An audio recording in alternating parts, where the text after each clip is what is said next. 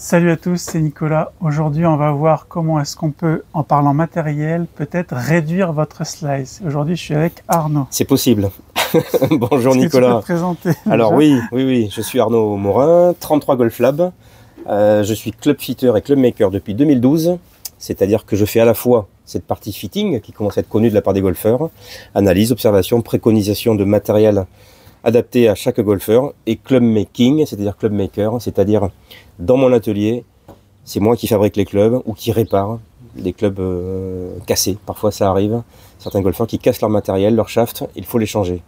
Donc fabrication, réparation et réglage. Réglage, notamment pour réduire le slice. Voilà, et moi, il y a 4 ans, je suis venu faire un fitting avec Arnaud Oui. et je suis très content du fitting qu'on avait fait. Voilà, aujourd'hui, je voudrais qu'on voit ensemble. Bon, moi, j'ai mes idées, mais je voudrais que tu me dises qu'est-ce qu'on peut faire sans changer son swing, uniquement avec du matériel. Comment est-ce qu'on pourrait réduire le slice? Alors c'est sûr que quand même, il faut le dire, c'est le swing, c'est le professeur qui aidera un golfeur à réduire son slice.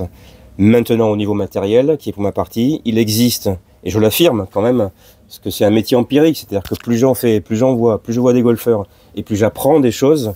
Donc là, aujourd'hui, après 13 ans, je pense ne prendre aucun risque en te disant que oui, on peut réduire le slice rien qu'en réglant, justement, rien qu'en optimisant l'outil.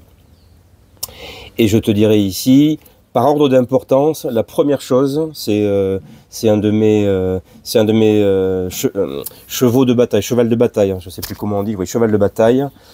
La plupart des golfeurs amateurs jouent avec des drivers trop longs, beaucoup trop longs. C'est sûr que si quelqu'un fait un gros par-dessus, coupe la balle, plus le manche est long, plus ça coupe, quoi. Plus le manche est long, ça je l'ai constaté après des centaines de fittings, plus le manche est long, plus le défaut du golfeur va s'accentuer. Ça c'est imparable. Donc la première chose à regarder lorsqu'on a un défaut de slice qu'on veut atténuer ou corriger, c'est se poser la question de la longueur des drivers. Historiquement, les fabricants ont eu tendance à rallonger les drivers en disant aux golfeurs, vous allez taper plus loin. Oui, en théorie, on augmente la vitesse de club, donc en théorie, on va taper plus loin. Mais le problème, c'est que l'outil devient plus difficile à contrôler et qu'on risque effectivement d'augmenter le défaut. Et le slice en fait partie. Et est-ce que le réglage proposé là, avec cette bague peut atténuer un peu le slice? Alors les réglages de bague, oui, mais d'une façon beaucoup plus atténuée.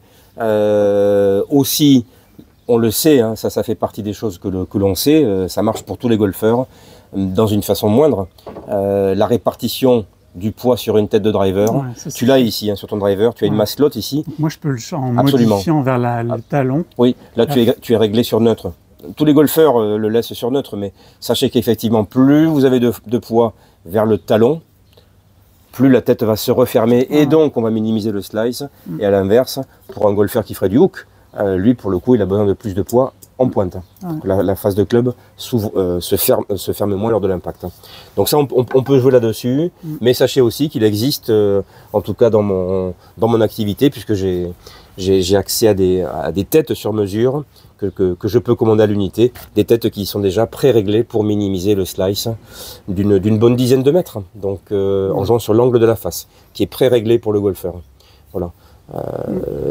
Un chiffre, pour ceux que ça intéresse, effectivement, sachez que 1 degré ouvert ou fermé à l'impact, sur un drive à 200 mètres, va avoir une incidence de plus ou moins 10 mètres hein, à l'arrivée de dispersion. Donc si vous effectivement vous faites des slices 20 mètres à droite, ça veut dire que vous êtes déjà 2 voire 3 degrés ouverts à l'impact. Donc si vous avez une face de driver qui est déjà pré-réglée 2 ou 3 degrés fermés, eh bien, vous retrouvez le centre du fairway. Donc donc c'est quand même pas mal. Pour un drive à 200 mètres. Hein. Ouais, évidemment, le plus important, c'est de changer sa technique, mais évidemment, sans changer la technique ou en accompagnement d'un changement technique, on peut s'aider un peu avec le matériel. Tout à fait. Tout à fait, parce qu'après, moi je vois des golfeurs qui ont des slices chroniques, qui n'ont plus envie de prendre de cours, qui veulent simplement s'amuser, retrouver un petit peu plus de balles en jeu.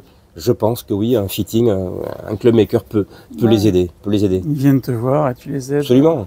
On peut parler aussi de golfeurs qui ont passé un certain âge, et allez, on va dire plus de 60 ans, et qui effectivement n'ont pas envie de consacrer 50 heures de cours pour corriger leur slice. Ouais, donc oui, le matériel peut aider, ça c'est sûr. Ouais. Bon, merci beaucoup Arnaud. À bientôt. Abonnez-vous bien sûr, pensez à vous abonner si vous voulez voir d'autres vidéos avec moi et Arnaud, si vous voulez pas les louper. À bientôt. À bientôt. Salut. Pour ceux qui souhaitent apprendre le golf à mes côtés, j'ai un cadeau pour vous. J'ai une formation gratuite que je vous ai mis en description de la vidéo. Vous avez juste à rentrer votre mail et vous la recevrez. Donc je vous dis à bientôt.